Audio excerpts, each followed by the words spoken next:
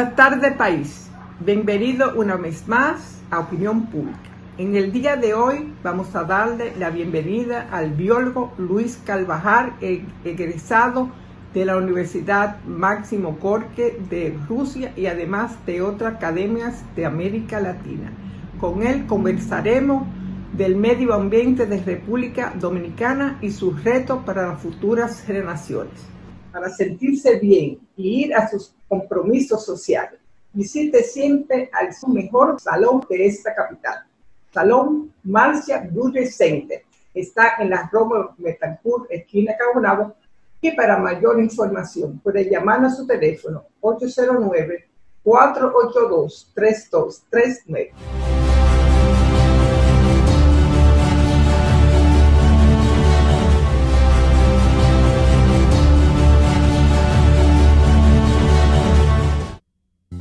Estoy preparándoles un delicioso churrasco con salsa criolla y adobo Goya.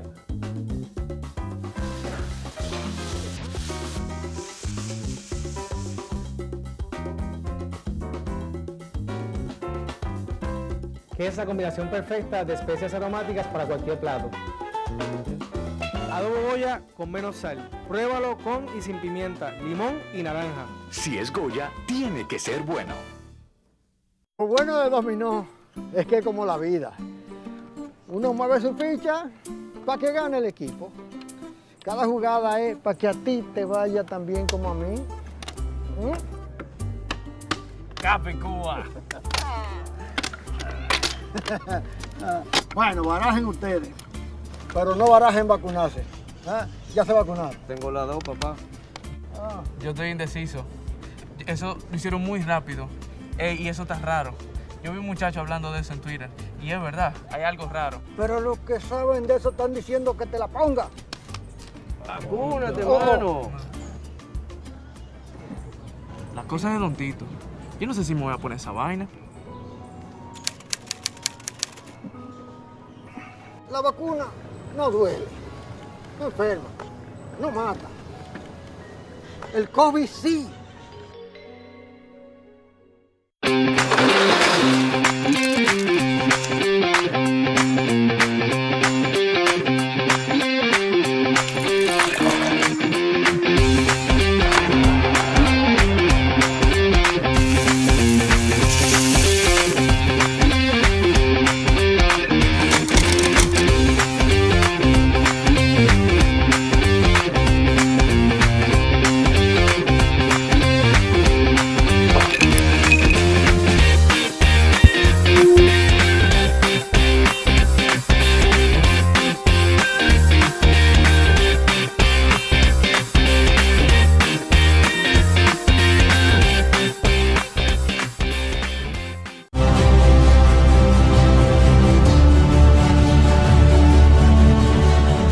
Buenas tardes, don Luis. Muchas gracias por estar en esta primera vez en Opinión Pública, que espero que sea mucha de tanta, porque esa enseñanza que usted ha dado a través de los medios de comunicación, a través de sus escritos, de sus ensayos y de sus poesías, nos llenan de una ansiedad muy linda de lo que puede pasar en República Dominicana si en nuestro medio ambiente nosotros tenemos la capacidad de imbuirnos en lo que pasa y llevarnos a no solamente a las presentes generaciones, sino a las futuras.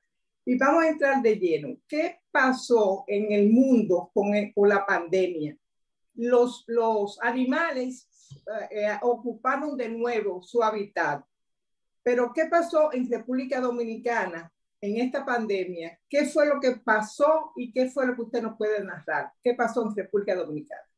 Empecemos porque hubo la ilusión de que los animales habían recuperado sus hábitats y en medio... No fue así. De la desgracia, no fue así. En medio de la desgracia de la pandemia, muchas primeras planas y muchos reportajes nos presentaban animales salvajes, animales silvestres, que se aproximaban a ciudades, que estaban evidenciando simplemente que sus hábitats habían sido sustituidos, habían sido destruidos, habían sido ocupados. Pero hay algo más. también demostraba que muchas de estas especies salvajes habían pasado a depender de las dinámicas humanas.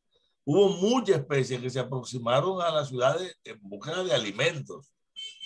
Pero lo otro es que también se sobredimensionó. Decir que ellas recuperaron sus espacios hubiera sido como decir que estos bosques o esta selva que han sido taladas para el avance urbano retornaron a su espacio, y eso no ocurrió en ninguna parte del mundo. Más significativo fue el hecho de que los indicadores de calidad de agua, de calidad de aire, de calidad de suelos incluso mejoraron temporalmente. Por ejemplo, al disminuir las emisiones de CO2 con la disminución de la actividad industrial y del transporte, fundamentalmente el transporte aéreo, se registraron en muchas de las ciudades más contaminadas del planeta mejorías puntuales y significativas, que luego, tan pronto la economía mundial se ajustó a la pandemia, no es solo cuando desapareció, porque la pandemia no ha desaparecido, pero cuando volvieron y hubo un reajuste. Pero la cuarentena sí, la cuarentena. Las cuarentenas siguen, y ciertamente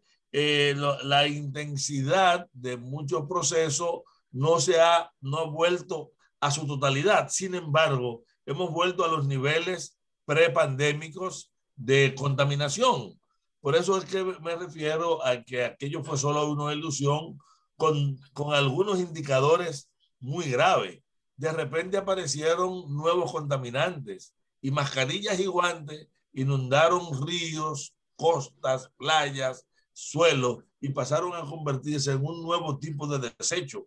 Una humanidad que estaba peleando contra los plásticos, de repente se encuentra con estos productos, más los productos del manejo de la pandemia. Implicaron, por ejemplo, la necesidad de usar cloro, que es el desinfectante más barato que había, y el desconocimiento de los riesgos que implica la sobreexposición al cloro han implicado exposición a niveles tóxicos de cloro frente a una población mundial, y en nuestro caso frente a una población nacional que no tenía una orientación suficiente.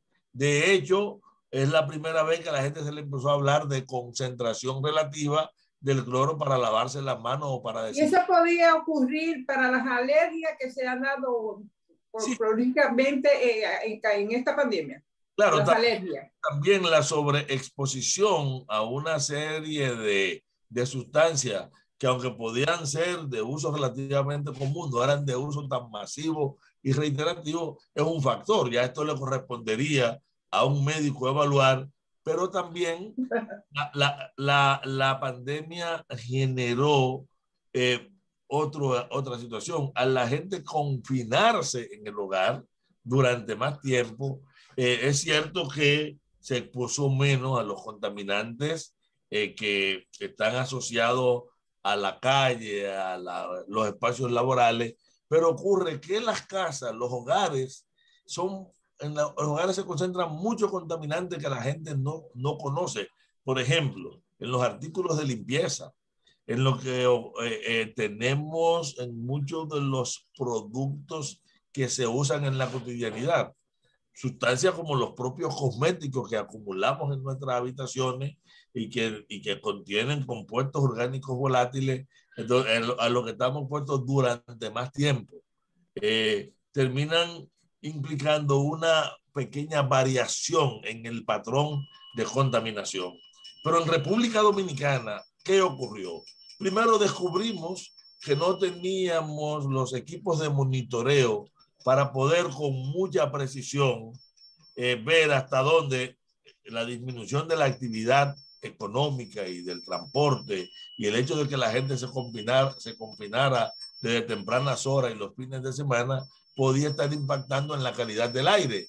Y lo hacíamos de manera referencial, no porque hubiera un dato. Y la poca información que se levantó era una información dispersa que no era extrapolable a la totalidad del país, pero es obvio que se mejoría en la calidad de algunas aguas y mejoría en la calidad del aire y sobre todo una disminución en la cantidad de ruido. Pero cualquier valor que se dé es un invento por ciento de quien dé un valor, porque no hay un registro confiable y continuo o estaba referido a informaciones generales levantadas por algunos satélites que monitorean y que tienen simplemente un valor indicativo, pero a los que no podemos creerles demasiado.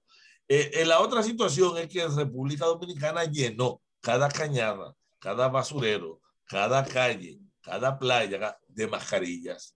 Y ahora la mascarilla es uno de los residuos más comunes en absolutamente todos los espacios, en muchos de ellos compitiendo con los vasitos plásticos y las botellitas plásticas, que eran los dos tipos de plástico más frecuentes. ¿Y cuál es su recomendación para que nos hagamos de esto, de la mascarilla? Bueno, lo primero es que los sistemas de mascarilla deben ser correctamente depositados en los sistemas de basura. Y desde luego, mientras nuestros sistemas de recogida de basura y de manejo en general de nuestros vertederos sean tan inadecuados, o la cultura de la gente sea quitarse la mascarilla y tirarla en cualquier sitio, mire, usted va ahora mismo a una playa y encontrará la orilla de la playa llena de mascarillas.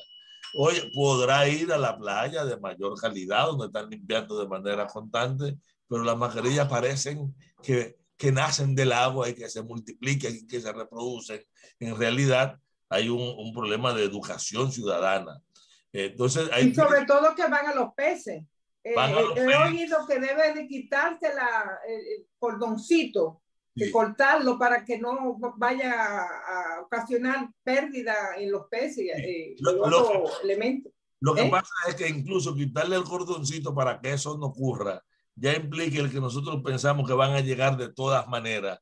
Y lo que es una política que evite que ellos lleguen a los acuíferos. Primero, si usted le tocó ir a la orilla de un río, vive cerca de una cañada o fue a una playa, usted no tiene por qué dejar la mascarilla, tirarla en ese manejo irresponsable. Esa falta de educación ciudadana en el manejo de un componente como este es terrible. Pero a la vez tenemos que educar en torno al riesgo que implican todos los mecanismos que utilizamos de desinfección para que ellos no se conviertan en un nuevo factor. Pero ocurre que en República Dominicana se inició la pandemia, pero no paró la depredación. En medio de la pandemia continuó, por ejemplo, la instalación de aserraderos y el avance de los aserraderos en la región noroeste. En el antiguo parque Manolo Tavares, eliminado por una resolución. En meses antes se instalaron varios aserraderos con una enorme capacidad de destruir. Continuaron el avance en áreas protegidas de la siembra de aguacates, limones y cultivos intensivos en mano de obra y capital. O sea, gente con mucho poder económico ocupó espacio en Sierra de Bauruco. Se avanzó en la parte sur de Valle Nuevo, que ahora está atacada por una decisión del ministerio. La pandemia nos encontró luchando para evitar la intervención sobre el Parque Cotubanamá, antiguo Parque Nacional del Este, y con toda una serie de situaciones se incrementaron significativamente las concesiones mineras. Se avanzó en la fase inicial de la pandemia. Parece que hubo una carta blanca para la extracción de agregados de los ríos, y en algunos lugares en lo que incluso se había frenado, se volvió. Y esos meses primero de la pandemia fue como si dijeran, cerremos el país, pero démosle carta limpia a los depredadores, y hubo un incremento significativo de la presión sobre nuestro medio ambiente, no solamente sobre los sistemas nacionales de área protegida, sino también de descuido en una serie de permisos ambientales impertinentes.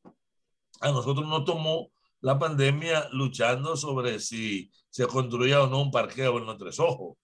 Nos ha encontrado peleando sobre la posibilidad. Que por cierto no ha pasado nada con la terminal de autobuses. Bueno, ¿Qué usted sugiere que se monte ahí? No, el local que está ahí debería colocarse al servicio de actividades sociales y de la conservación del área. Y desde luego, bajo ninguna condición puede responder al deseo original que se hizo a contrapelo de nuestras leyes ambientales y que implicó actos de prevaricación muy burda por parte del Ministerio de Medio Ambiente y del Ministerio de Obras Públicas para imponer por encima de las normativas. Del Tribunal Constitucional. Sí, y además violando una serie de decisiones de carácter judiciales. Todavía por encima de sentencias muy claras se continuó. La idea era crear una situación de hecho, pero coloco esto para que veamos cómo el periodo de la pandemia, en el cual nos tocó un cambio de gobierno, pero tanto en su fase inicial como todavía en la que seguimos en la pandemia, hay una serie de circunstancias ambientales sobre las que hay que mirar. Es que ¿qué hay que mirar? Mira, nosotros ¿qué hay que mirar? Viendo la fragilidad, o sea, la alta fragilidad a las oscilaciones hídricas en la República Dominicana. Contrario a lo que mucha gente piensa, nosotros tenemos un déficit estructural de agua y cada vez más el ciclo hidrológico. Y el pacto de las aguas, ¿qué usted puede decir englobando esa preocupación? Mira, la propuesta del gobierno sobre el pacto de las aguas pues está recogiendo un anhelo viejo del movimiento ambiental, pero lo devuelve distorsionado y en el marco de tres situaciones que hay que estudiar.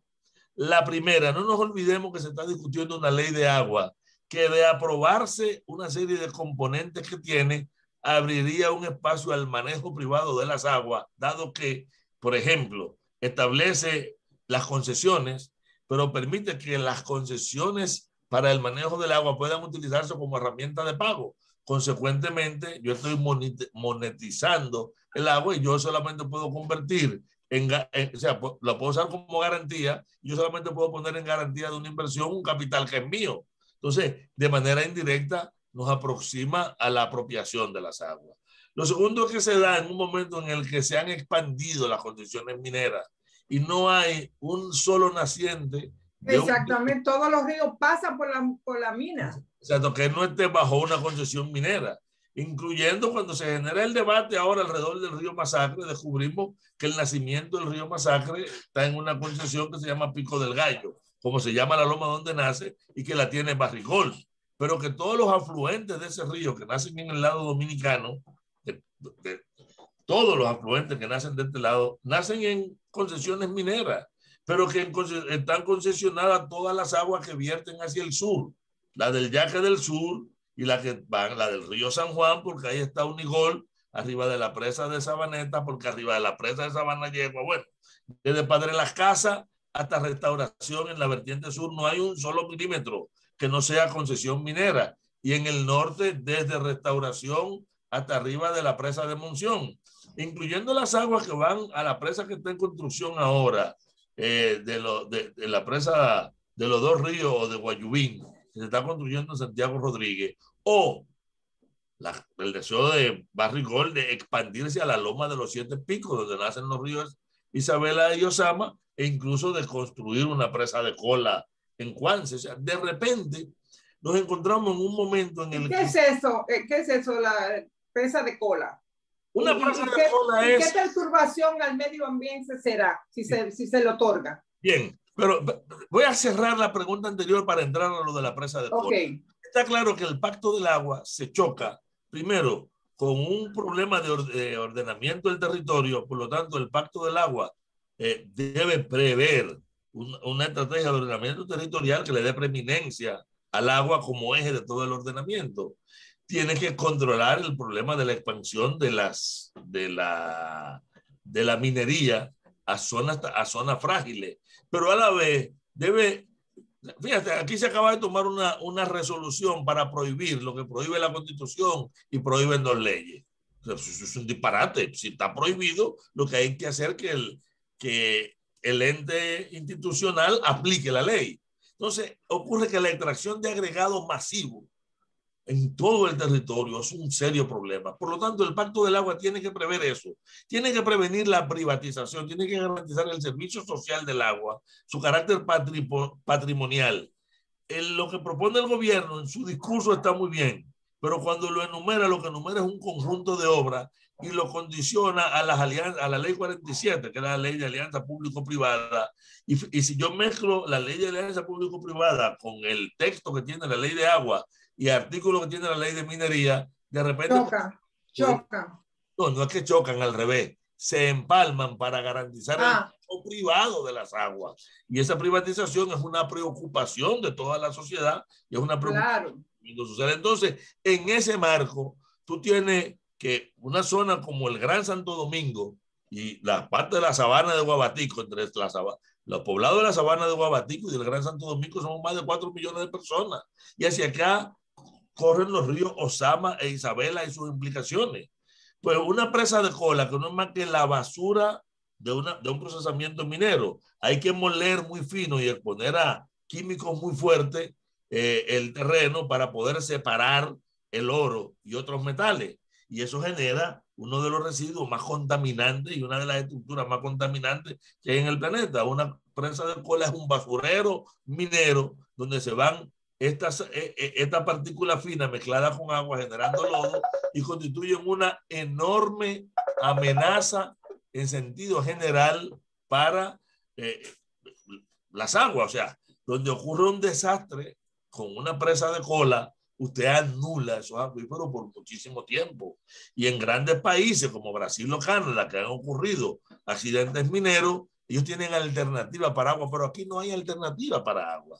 La presa de cola de Juárez, en un sitio de alta pluviometría, con peligro sísmico, y que entra en contacto con tanta población, es total y absolutamente desaconsejable. Y el Pacto por el Agua tiene que prever, liberar a los sistemas hídricos de este tipo de amenaza y liberar a la población de estas fragilidades. Por lo tanto, nosotros saludamos la propuesta del Pacto del Agua, aunque decimos hay que discutir su contenido a fondo con toda la sociedad para evitar que nos ocurra lo que ocurrió con la ley de residuos sólidos o con la ley de seguridad social, que en su fase final, a la hora de manejar los recursos, que es donde está el poder real de decisión, terminaron los bancos con el control en la ley de seguridad social, o con los fondos de fideicomiso terminan bajo el control del CONEP en la ley de residuos sólidos. Y esos dos elementos nos están conduciendo a procesos que son realmente revisables, ¿verdad? En sentido general.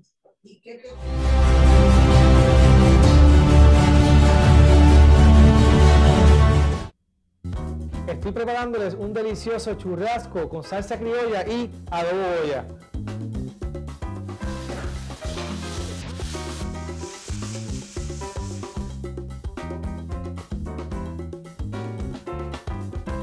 Que es la combinación perfecta de especias aromáticas para cualquier plato. Adobo Goya con menos sal. Pruébalo con y sin pimienta, limón y naranja. Si es Goya, tiene que ser bueno.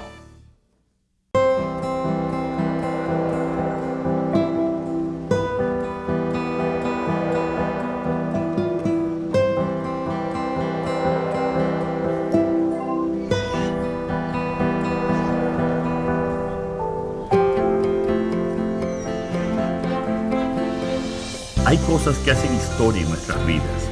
Por eso, estamos creando las condiciones para que puedas salir a trabajar y progresar. Sabemos que tener un buen empleo significa mucho para ti. Ya estamos vacunando. Ahora vamos por 1 millón de empleos. Juntos, hagamos historia. Estamos cambiando.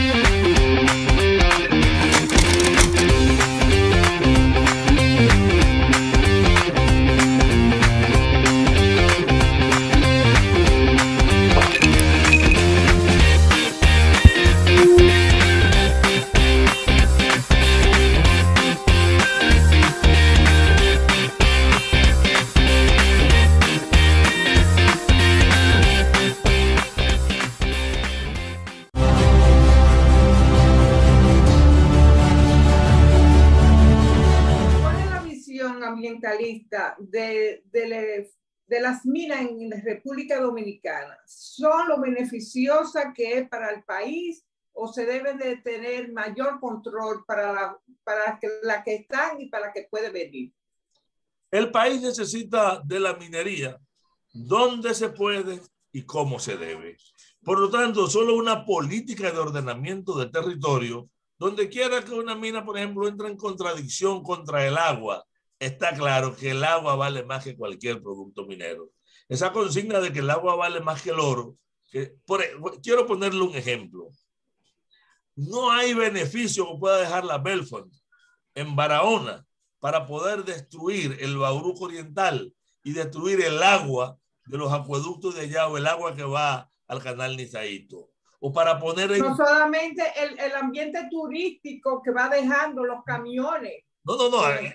Es una pandemia, es una cosa horrible lo que está pasando para ahora. Lo del polvo, que fue lo que la gente reaccionó, es solo uno de los factores, de los detalles, aunque parezca mentira, fue el más visible, pero es el menos gravoso. Eso es más visible, todo el mundo vio la polvareda y se alarmó. Pero lo grave es que estamos destruyendo los nacientes de las aguas y que esas aguas, y que en esa zona no tiene otra posibilidad de agua.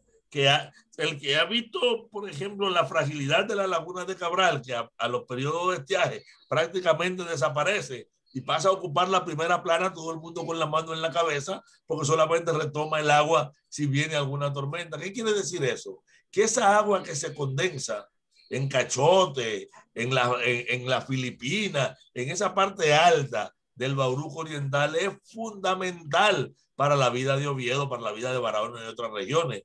Pero, ¿qué vamos a hablar ahora?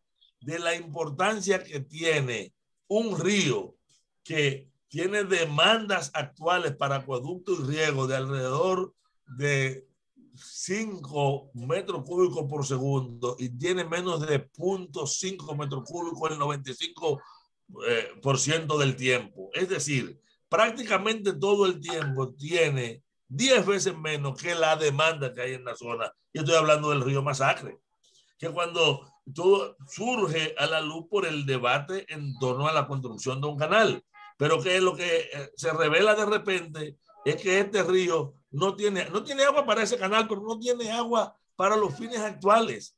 Y que lo que hay, y que la solución, una de las soluciones que se buscó a esta crisis, que fue convertir casi en represa a la laguna de Saladillo, en realidad no solamente es temporal, sino que agravará en el mediano y en el largo plazo una condición ambiental que empeora todos los días, porque donde el río nace hay aserraderos, ha habido expansión ganadera y no hay foresta del lado dominicano. Y las cuencas que están del lado haitiano están igual de deforestadas.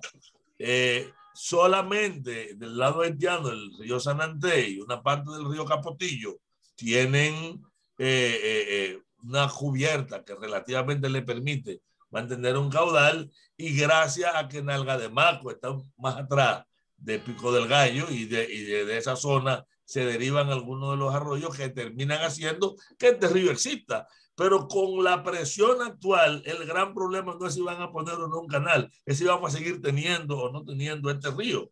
Y la presa de las Dos Bocas, la presa de Guayubín, que se está construyendo en Santiago Rodríguez, podrá mejorar la parte al este de Dajabón, pero la parte que está más allá del cerro de Chagüey no tendrá forma, porque seguirá dependiendo de un río que es vital para la vida del lado haitiano y del lado dominicano.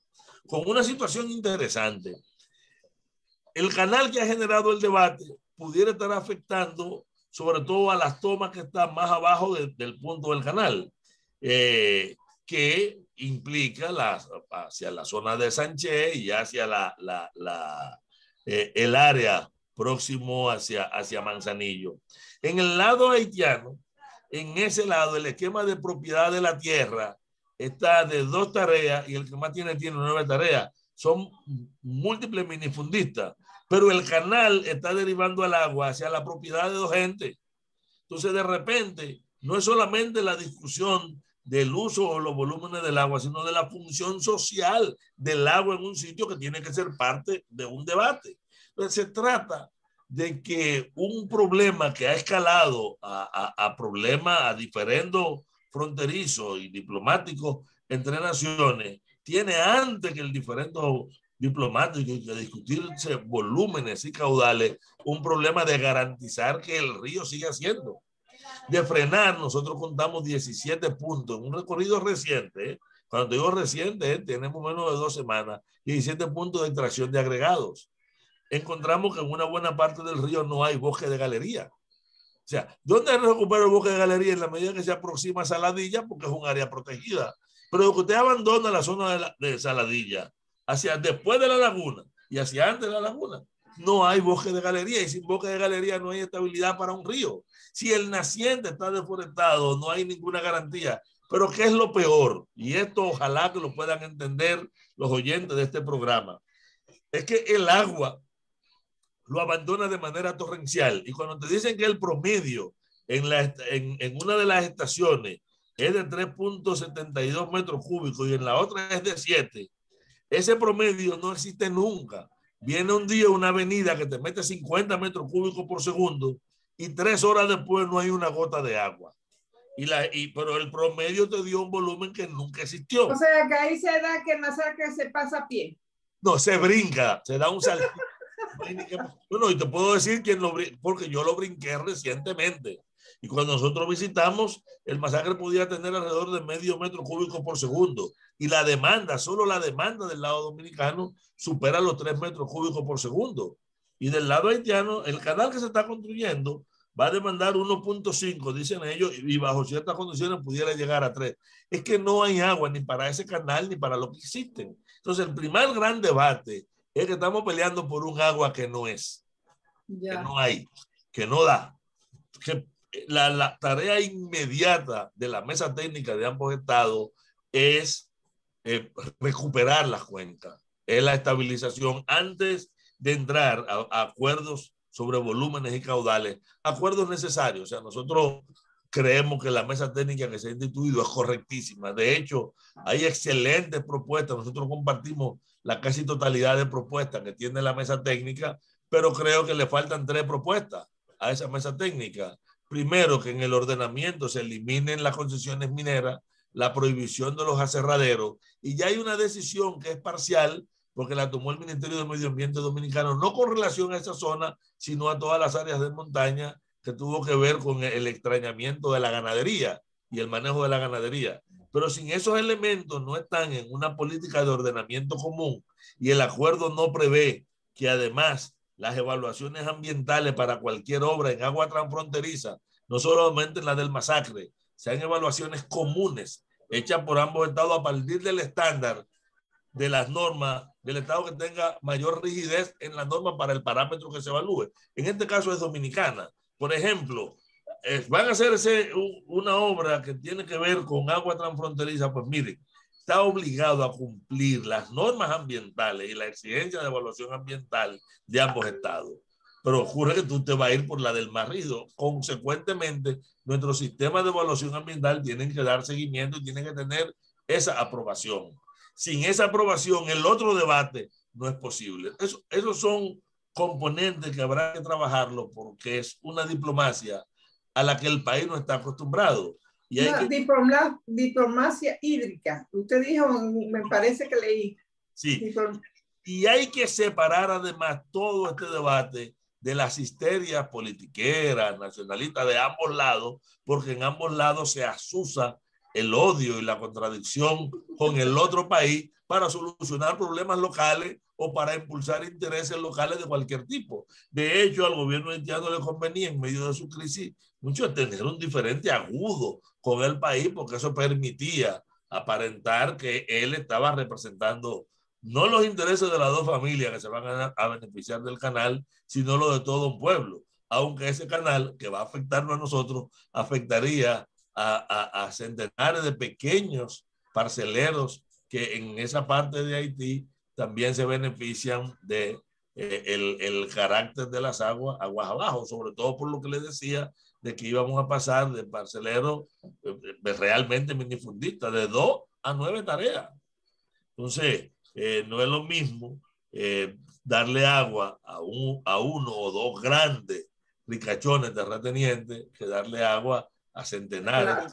Claro. El aspecto social. Pero vamos a hacer una pausa para seguida volvemos con estos temas tan acuciantes de temas ecológicos y de medio ambiente. Enseguida volvemos.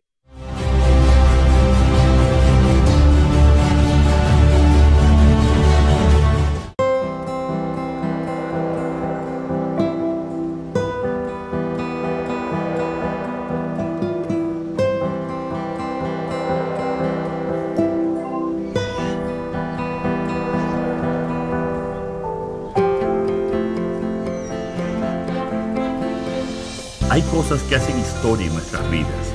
Por eso, estamos creando las condiciones para que puedas salir a trabajar y progresar. Sabemos que tener un buen empleo significa mucho para ti. Ya estamos vacunando. Ahora vamos por 1 millón de empleos. Juntos, hagamos historia. Estamos cambiando. Estoy preparándoles un delicioso churrasco con salsa criolla y adobo Goya.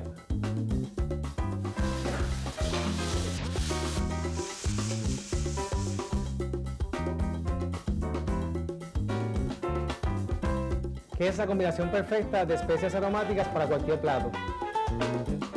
Adobo Goya con menos sal. Pruébalo con y sin pimienta, limón y naranja. Si es Goya, tiene que ser bueno.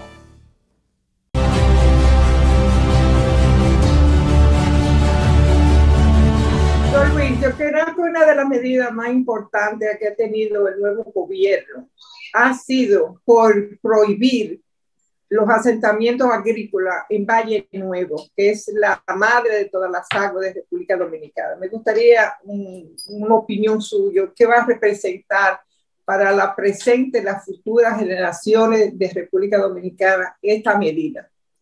Mira, la medida más que necesaria, obligatoria, cuenta con el apoyo total del movimiento ambiental.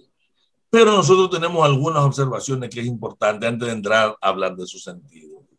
¿No lo consultaron ustedes, los ambientalistas de República Dominicana? ¿Sí? Sí, hemos sido consultados. De hecho, es un reclamo permanente del movimiento ambiental. Pero quiero señalar algunas cosas. Lo primero es que no había necesidad de prohibir, porque eso estaba prohibido. Lo prohíbe la ley 202, lo prohíbe la ley 6400, lo prohíbe la Constitución y lo prohíben 4 resoluciones anteriores de ministros anteriores que estaban prohibiendo lo que no tenían que prohibir. Lo que tenían esos ministros era mandarse a sí mismos a cumplir y aplicar la ley. Pero muy bien, lo prohíben. Le dan un plazo. El ministro dice en los medios de comunicación que en esa región, a diferencia de la parte norte, eso lo podemos discutir, no habían personas que pudieran aludir propiedades, nada de eso, y eso es cierto. Pero dice que dan un plazo de 100 días para que saquen y que van a reubicar. Pero la agricultura que hay en esa zona de Valle Nuevo es una agricultura intensiva en capital, en mano de obra y en laboreo.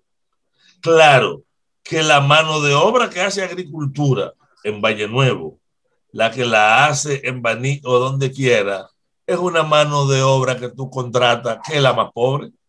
Y en el caso de Valle Nuevo, no solamente la más pobre, muchas son extranjeros indocumentados. Viene la pregunta, ¿a quién tú vas a reubicar?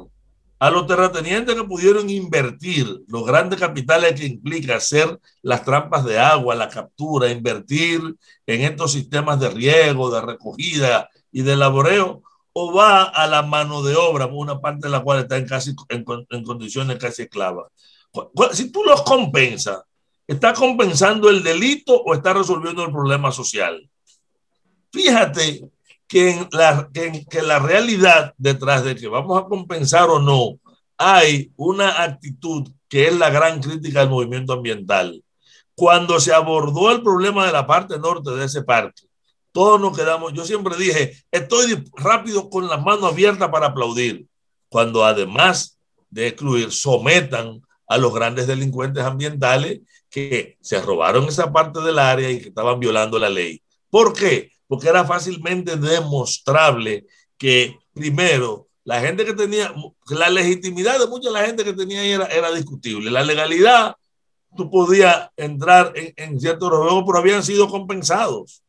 Y compensados seguían allí. Y había una serie de gente que había construido villas con mucho poder económico, político o militar. ¿Y qué va a pasar con esas villas? Y aquellas debieron haber sido confiscadas y puestas al servicio de la conservación del parque.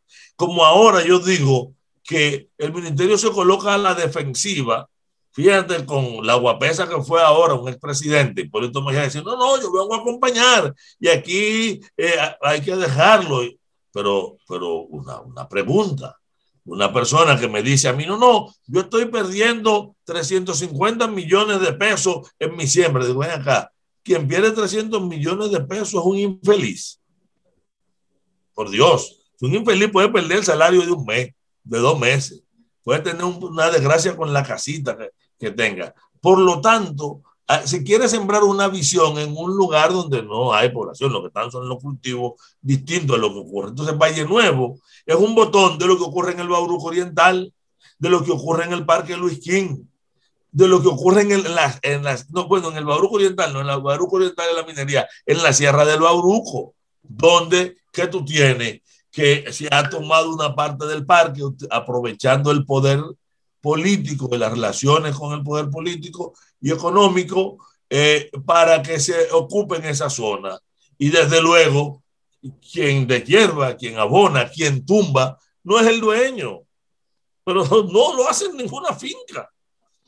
O sea, entonces cuando la justicia actúa, a veces actúa sobre estos pequeños, lo cual no tiene ningún efecto porque el delito continúa. Entonces, nosotros creemos que es correctísima la posición. Estamos dispuestos a apoyar y a caminar junto con el Ministerio de Medio Ambiente en su cumplimiento, pero está limitada. Si no hay un sometimiento a los poderosos que lo obliguen a financiar, como dice la ley 6400 y la ley 202, la recuperación de ese parque que ellos han contribuido a deteriorar. En vez de premiarlo con recursos de la sociedad, hay que obligarlo a que ellos restituyan a la sociedad financiando la labor de restauración, porque eso es lo que manda la ley. Que vayan a los tribunales.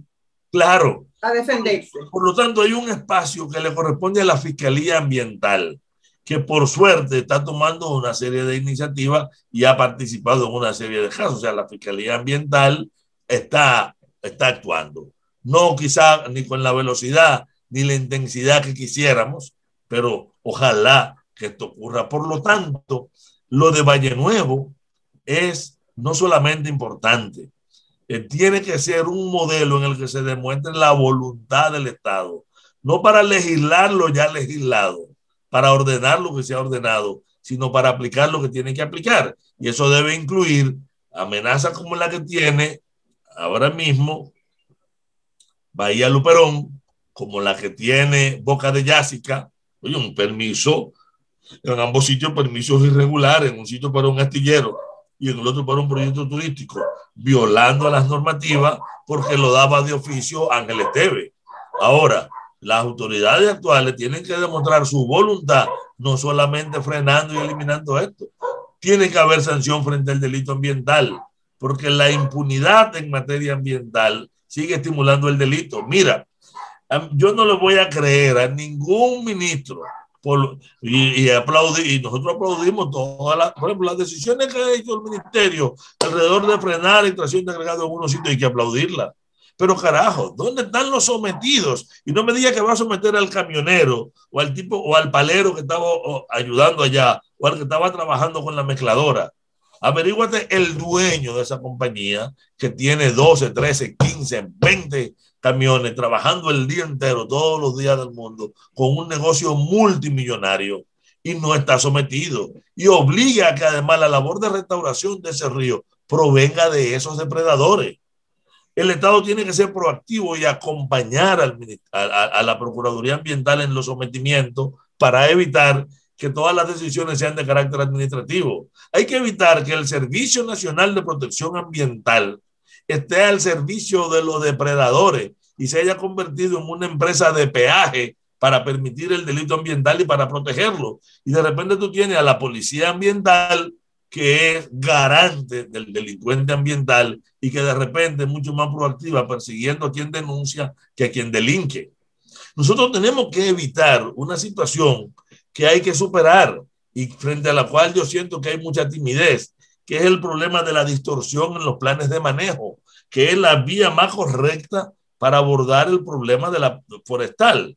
Sí, o sea, muy bien. Tú tienes una finca, tú puedes hacer tu finca comercial sin ningún problema y si es tu finca explota. Ahora, tú no vas a convertir un plan de manejo para extraer parte del bosque nativo. Yo te puedo enseñar ahora mismo permisos actuales autorizando extraer bosque nativo. Y cuando tú ves eso de la extracción de bosque nativo en un permiso que la ley lo expresa de manera directa, que está prohibido, tú te das cuenta que el problema ambiental es un poco más complejo porque implica un enmarañamiento entre delincuencia, poder, política, capacidad militar de persecución, que termina creando una red de impunidad que favorece el delito ambiental. Y para el movimiento ambiental, los discursos no son suficientes. Y yo te puedo decir que nosotros, si tomáramos el discurso del actual ministro, óyeme, yo lo voy a aplaudir, le daría un abrazo firme y dijera, qué bien. El discurso es perfectamente comprable. Las prácticas están todavía demasiado divorciadas de esos discursos. O sea, que usted cree que en los 100 días eso va a ser resuelto, ¿o no? Fíjate que yo te brinqué de Valle Nuevo una situación general. El problema de Valle Nuevo se le meten dos complejidades. El hecho de que entran actores políticos de mucho peso y se abanderan detrás de esto, la presencia de Hipólito Mejía es significativa, pero no es el único cuadro.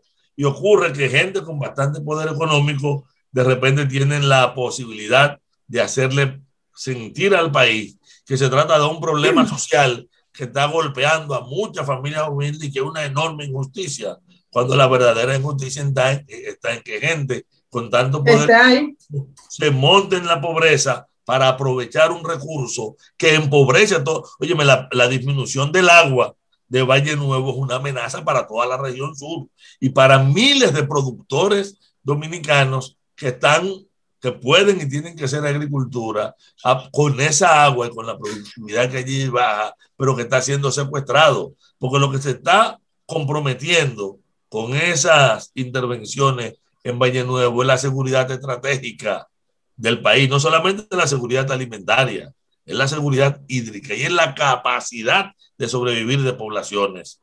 Fíjate que a esa vertiente sur de Valle Nuevo es que van las aguas que nos hacían falta en la Laguna de Cabral, la que alimentan los acueductos de toda esa zona, la que te garantizan, por ejemplo, la que bajan desde la presa de Sabanayegua a Asua y a ese valle y determinan su productividad. No nos olvidemos, tú hablabas de la pandemia, el primer año de la pandemia, todavía en Asua había una restricción de riego que tenía 3 años y que golpeó profundamente la producción de esa zona. Y en la sequía del año 17-18, durante esa sequía, las pérdidas fueron multimillonarias. Y eso tiene que ver con la ruptura de la estabilidad de la zona de captación. Lo que pasa es que nosotros no vemos que en esta gente que están produciendo allí, sobre la base de secuestrar el agua y comprometer su propio futuro allá, pero está golpeando de manera inmediata a miles de familias y afectando a toda la República Dominicana. No sé, óyeme, cuando lo que se protege en un área protegida no es la vegetación, aunque protejamos la vegetación por su valor, no es la fauna porque es bonita y porque que es bonita e interesante, y eso es una razón suficiente. Lo que se está protegiendo es la vida de la gente, es la economía. En el área protegida, tú estás protegiendo la economía de la sociedad y la supervivencia social.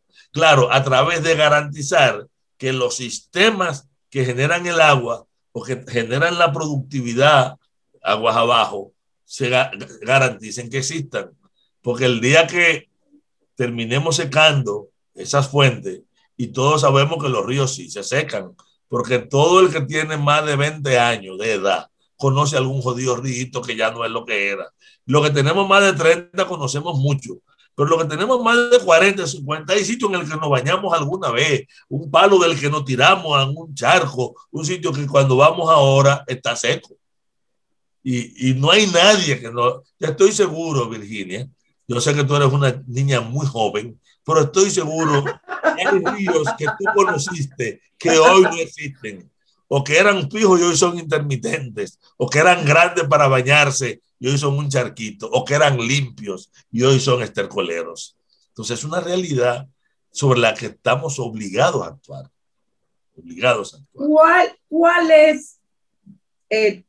¿Cuál es la importancia vital de permanecer Valle Nuevo para la futura, como les dije anteriormente, para la presente y futura generación? Sin Valle Nuevo no hay República Dominicana. Sin Valle Nuevo no. Óyeme, de Valle Nuevo vienen 6 metros cúbicos por segundo de agua para el Gran Santo Domingo.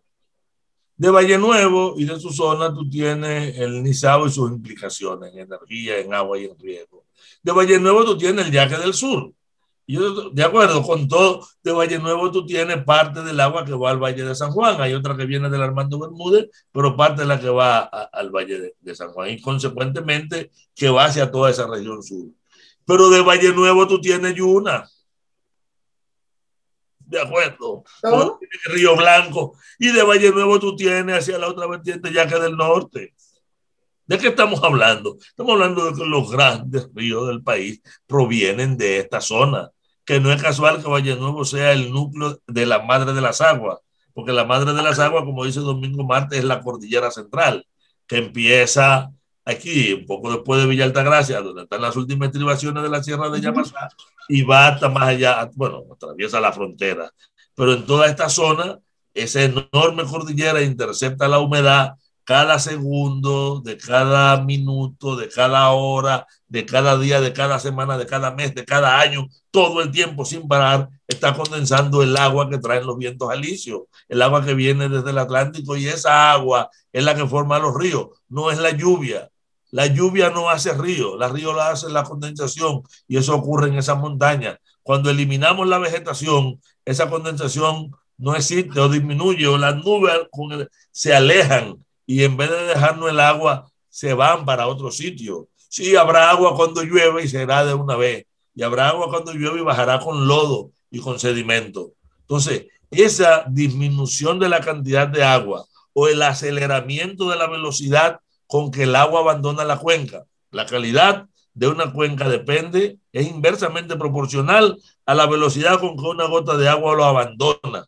Por lo tanto, si una gota de agua cayó ahora y se manifestó inmediatamente en los llanos, lo que va a producir es inundaciones y desastres. Si bajó, se incorporó lentamente y en un desfase en el tiempo pasó a ser parte de lo que irá alimentando los ríos, podrá tener utilidad ecológica, económica y social. Por lo tanto, esa cordillera es la base de todo lo que ocurre aguas abajo en todas las vertientes y es la que produce la mayor cantidad de agua, no es la única. No nos olvidemos que la cordillera septentrional también es una madre de agua, como lo es la Sierra de Yamasá, como lo son los Haitises. Pero son estos sistemas de montaña, si lo deforestamos, en vez de ser una bendición, se convertirán de manera permanente en una maldición para la sociedad. Los deslaves, los derrumbes y las inundaciones van a depender de esa cordillera. Ese río Masacre del que hablábamos ahorita, ahora mismo que hay un aguacero en Pico del Gallo y 20 minutos después esa agua está bajando a toda velocidad, arrastrando el lodo y todo lo que tiene abajo. Y en vez de llevar productividad y minerales disueltos, lleva partículas finas que van a evitar que eso le van a restar productividad a los suelos y le van a restar capacidad incluso de retener el agua porque le van a pelear el agua. Pero si eso estuviera reforestado, esa lluvia cae, se infiltra lentamente, infiltrada como agua subsuperficial o ya como agua subterránea, vendrá acompañando el banco del río, que es a lo largo del río, y por diferencia de presión irá alimentando ese río y yo tendré agua durante todo el año. Pero si no tengo ese bosque, después de ese aguacero, bajó todo el agua y media hora, 1 hora, 2 horas, 3 horas, un día después, está totalmente seco. Y eso, óyeme, es terrible, porque eso desaloja a la gente, eso la empobrece. Entonces, esto, y voy a usar una palabra dura, yo no sé si en tu programa me lo permite, pero aguerrido, dígame. yo voy a usar era un insulto. Estos tigres que están allá arriba, empobreciendo el país, se están enriqueciendo sobre la base de empobrecer a toda la sociedad, porque están apropiándose de un recurso de interés social que nos pertenece a todos para un uso privado, sobre la base de que los demás no tengan esos servicios. Y lo están haciendo y van al área protegida porque no tiene dueño y no tiene valor y se lo pueden robar. Pero como son ricos y con mucho poder, quienes terminan siendo, nosotros terminamos pensando que quien tumba allá es el pobre que está sobre el surco cuando es mano de obra de aquel. Y es la mano de obra desechable. Porque si un día hay que sancionar o apresar a alguien, es el que va a la cárcel. Pero si un día hay que compensar a alguien, es el que tiene capacidad para cabildear que le compensen. Y frente a esa situación, la presión ambiental sobre nuestros sistemas productores de agua, que ojalá, yo sé que ya tú no tienes tiempo, podamos un día hablar, por ejemplo, tomemos la cordillera. Para la próxima, porque se ha quedado muchísimo aspectos que quería tratar con usted, pero este tema tan acuciante de Masacre y de Valle Nuevo no ha cogido parte de este primer contacto con opinión pública. Deseándole mucha salud, muchas bendiciones y que siga trayendo para la República Dominicana esa voz tan timbrada como la tiene y es tan alta para defender nuestro ecosistema de República Dominicana. Muchas gracias por existir. Gracias. Gracias por estar en opinión pública. Espero estar de nuevo aquí. Claro que sí. Enseguida volvemos, señores, y estamos, como siempre, muy agradecidas de su recepción en opinión pública y le convoco para el próximo domingo. Hasta entonces.